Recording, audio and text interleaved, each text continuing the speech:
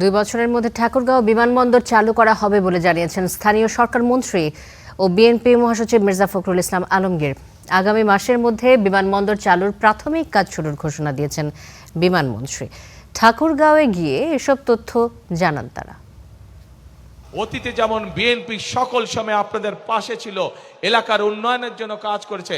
মানুষের ত্রয়োদশ জাতীয় সংসদ নির্বাচনে প্রচারণায় গিয়ে ঠাকুরগাঁওয়ে তারেক রহমান প্রতিশ্রুতি দেন বিমানবন্দর চালুর। প্রধানমন্ত্রীর সেই কথা রাখতে 3 মন্ত্রী এবার জেলাটিতে। ঠাকুরগাঁওর মাটিতে আমি আবার আসতে পেরেছি।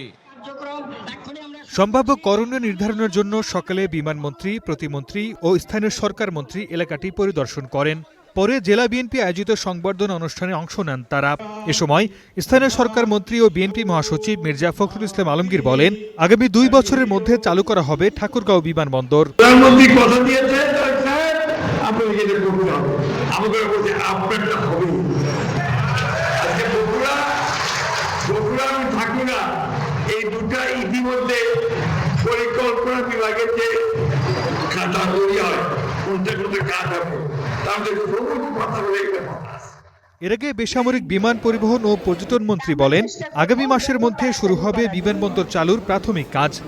আমরা যত কম সময়ের মধ্যে এলে আপনাদের এই এয়ারপোর্ট চালু করার জন্য যা করার দরকার আমরা রাত দিন পরিশ্রম করে সেই কাজটা করব। প্রধানমন্ত্রী তারেক রহমানের প্রতিশ্রুতি দেয়া সব কাজ পর্যায়ক্রমে বাস্তবায়ন করা হবে বলেও জানান মন্ত্রীরা। সর্দার মোহাম্মদ আরিফ, স্টার নিউজ।